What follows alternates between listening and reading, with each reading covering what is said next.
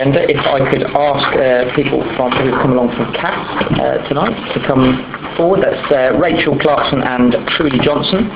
Thank you also for coming along and speaking to us.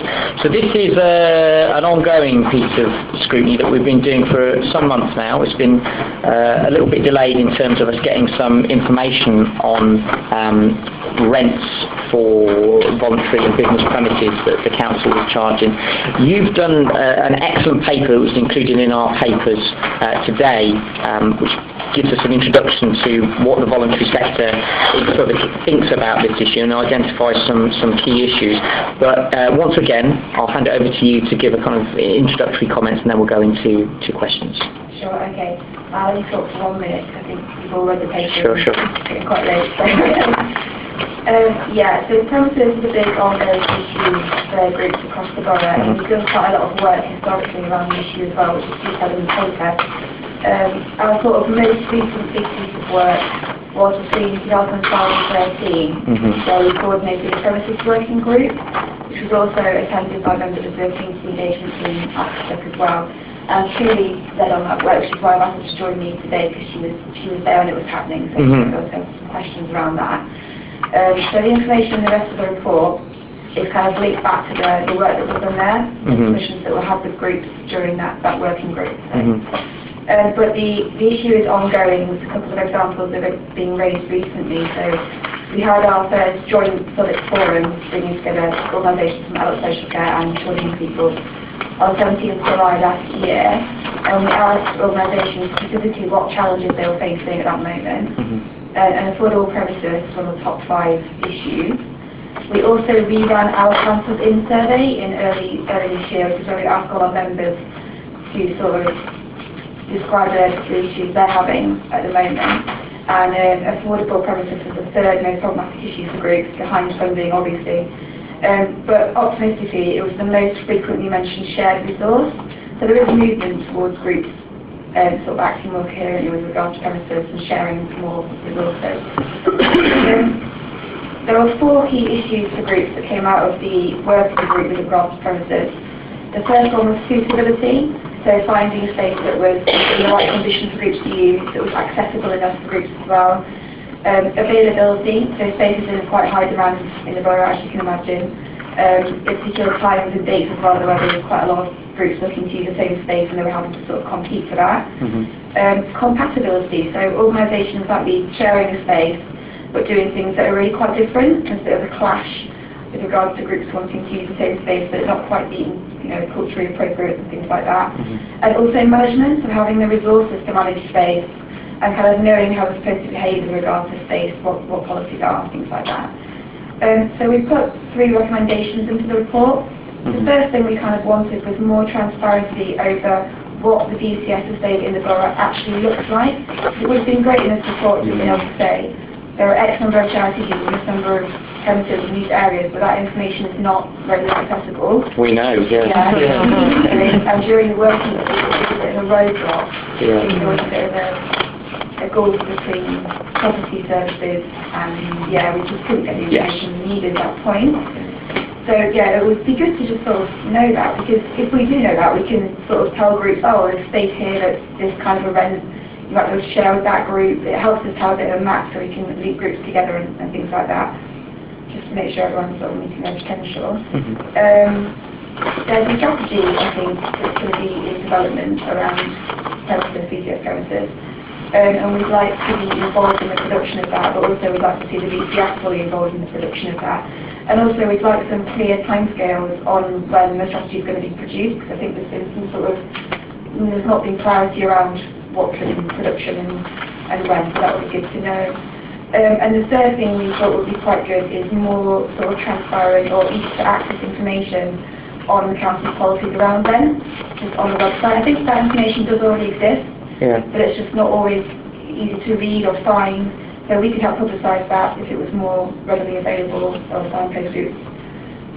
And the final point, we just discussed earlier, was around kind of keeping in mind the importance of community space. With the new developments popping up in the borough, there might be a lot of community space And we've been doing some work with the Early Action Commission around asset mapping in certain areas, and a lot of the discussions that have been coming up are around loss of community space and how negative that is for residents and for groups as well. So that's just something to bear in mind. Would you be able to share that with us?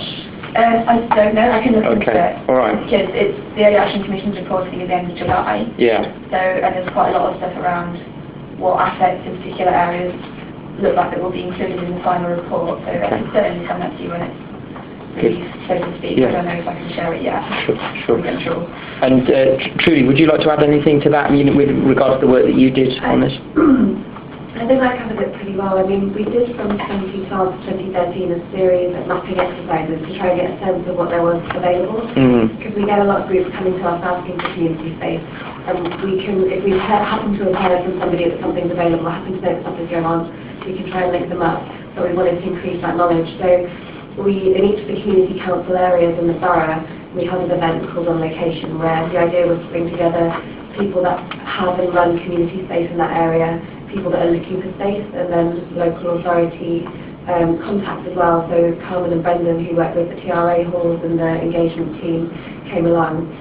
We worked with about 70 organisations across the borough to try and find out what space is available. It gave us a good kind of indication of community space, but we're also looking for publicly rentable space, because we're going to get more people contacting us with the community action work that we're doing, finding out what resources there are in the borough.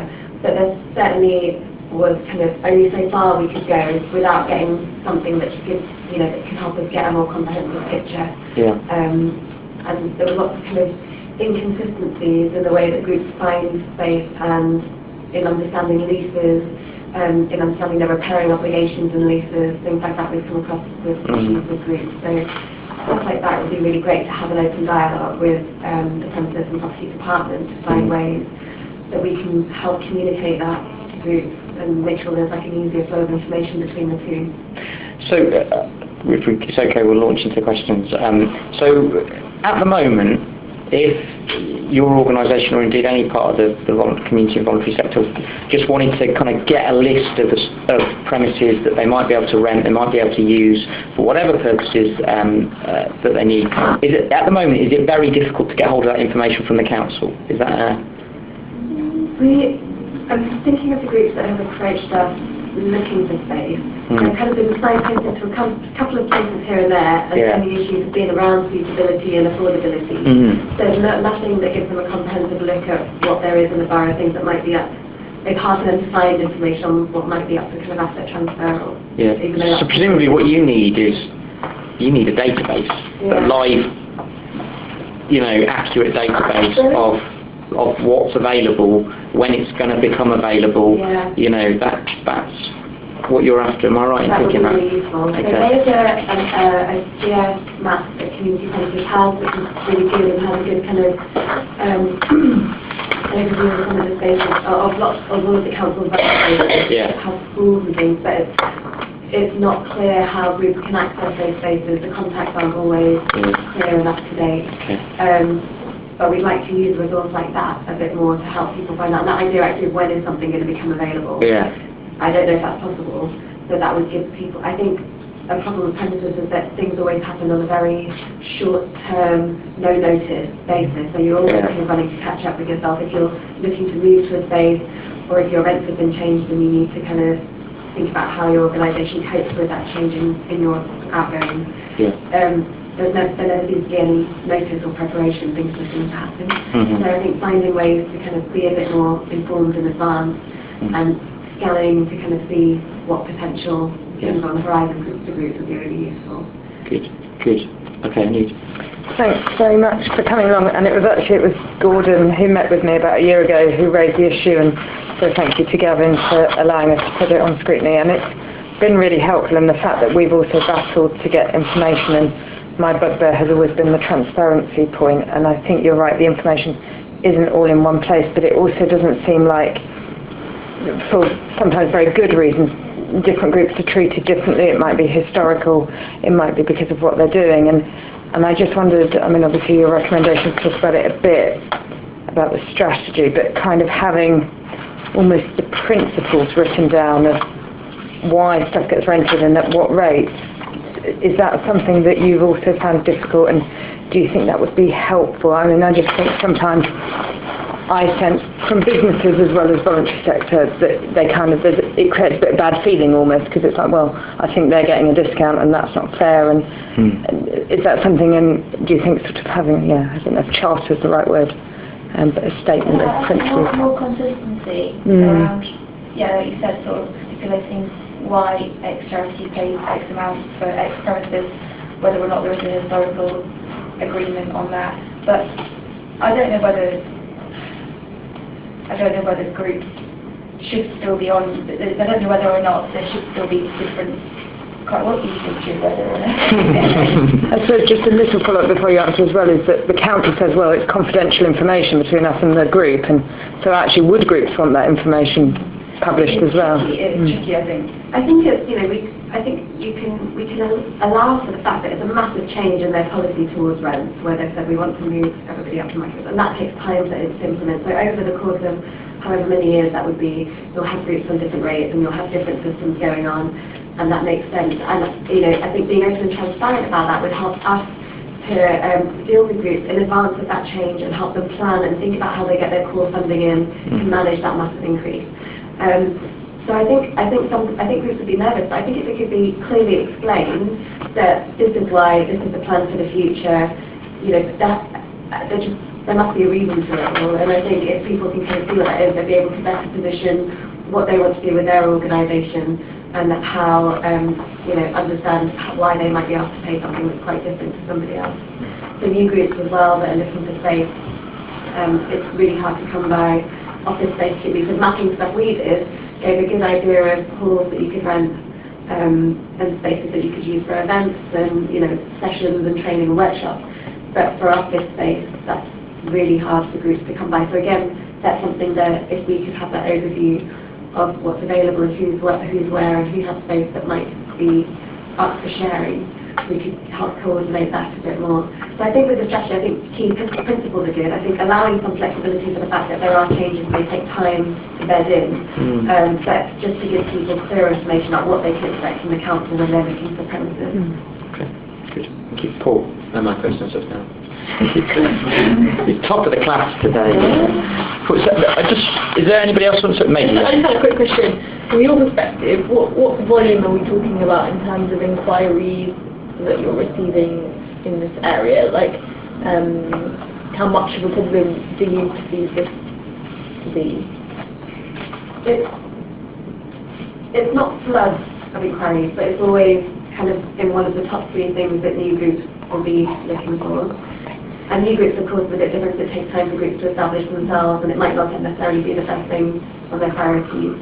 But I think, as you said in the Council survey, it was highlighted. It might not be inquiries. It might be saying, oh, you need information, but there's certainly a fair amount of gripe about rent levels, about feeling uncomfortable with the amount they're having to pay, or about the suitability of where they're kind of resident at the moment. So it might not be that we have loads and loads of inquiries coming in, but there's a general sort of sense of it not being appropriate. And I think there's a worry, as Rachel said, with the potential loss of community space with new development, or even just with groups having to move from their current premises while things are being developed. Where do they go? How do their users find them? How can they find somewhere suitable nearby if their service users are really geographically based? And these are really difficult things that it doesn't feel like they're being supported to find somewhere suitable and affordable in that meantime. That could potentially be something that increases over the next few years. There's so much different developments going on. Johnson. Thank you. My question actually follows on from Maisie's question. Apologies if you don't have this information at hand, but do you have an idea of how much inquiries are looking for operational space as opposed to administrative space for an organisation? And if that is the case, because you just mentioned it's particularly poignant time for development, it probably lends itself more to operational space for that kind of seasonal occupancy. So is that something you're able to factor in? Is there inquiries having a look at whether it's administrative or operational? we could go and have a look at the inquiries that we've had over the last few years and have a look Apologies if that's not a piece of No, it work. would be really interesting. I mean, if we can look at certainly the people that have inquired over the last year and see what they're looking for. I know in some instances it's organisations that have needed to move and they need both. The new groups, I think it tends to be, if they're very small, then it'll be more operational space. But if they're capable of stepping up and developing, then they'll want their office space as well. So yes, I don't think there is a clear divide between the two, but we'll certainly have a look and see if we can get that information. Okay. Anu? Yeah, just on the office space, I mean, is it your sense there is a shortage of office space in the borough, and is it something that the council could directly provide? I mean, I know there's Cambridge House, but I assume that's fairly full now, but is it something the council could directly provide in some of its, sort of rent out office space and rent out desks? Yeah, that would be massively, I'm sure people bite your hand off. So affordable office space for small community groups, it's quite hard to come by. And it's harder to share because, groups that, in terms of groups that are managing space might have a hall that they can hire out or something that are less likely to have affordable office space. It is really hard because any organisation that has an asset in the premises needs to make the money from it to at least cover costs or, make the most of it. So there's a balance, but there doesn't need to be something to help, like integrated space if there was something. Yeah, it was in our Lived In manifesto last year actually, locally, was the council using some premises, but particularly for start-ups for 6 months to a year and no longer, so that once they're on their feet. But it is something that feels like there's a need for. I think the key word there is probably affordable. Really incubator space, it needs to be space. So, Okay.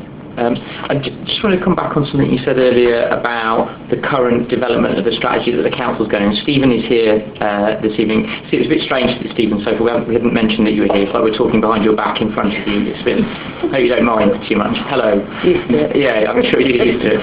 So that strategy is being developed at the moment. How involved have you been so far? I mean, are you being invited to events or? with what? With the premises stuff? Yeah. So, we are very, we do talk to people a lot. So I'm used to it. Yeah. But, I've been speaking to Ian Brisney, who's leading on this, and Ian's been really helpful. I thought Ian was going to be here tonight, actually. I'm surprised because I thought he was going to prepare a report for us, but maybe I've got the wrong end of the No, not yet, I don't think. Okay. Yeah. But the impression that I got, Stephen, correct me if I'm wrong, was that this review was going to take place, and then the real work on the review of voluntary experiments was going to start after that. Okay. So we haven't really been involved with it as of yet, because it hasn't started yet. Is that sort of the right? That's right. It's to do with the sequence.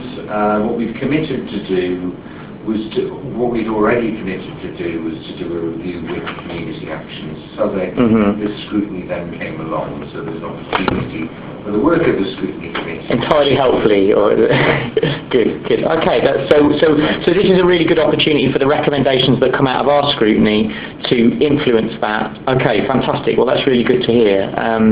Now, we've been looking at this for a little while so far. There's been some delay because of a bit of a problem in getting hold of some of the information, some of which we've now got. I won't be making specific reference to it because we're in open session, but we have a pink paper which gives us some of the information to start looking at that. We need to interrogate that further, so we're not really able to have much more of a discussion about that this evening. But once we've done that work, following tonight's session and the previous work that we've done, I think pretty quickly we'll be in a position whereby we can bring a report back to this committee and then make some recommendations. So that's the plan at the moment. Do any other members of the committee have any further questions at this stage? No? Yeah. Is there any reason we can't start doing recommendations now?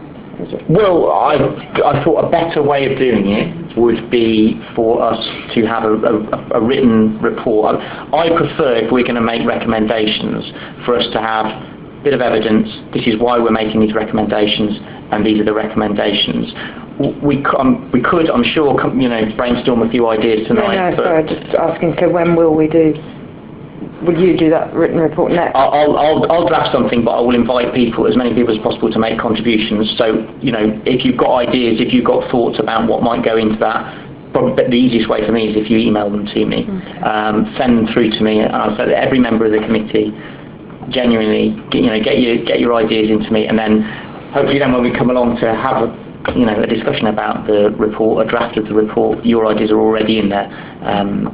Yeah. And will we be discussing this pink paper at any point in a committee? Well, I think we should discuss it briefly tonight, but obviously we'll do that in closed session. I should have said earlier, what I plan to do is to do that as the last item, so that we don't have to stop and then start again. Yeah.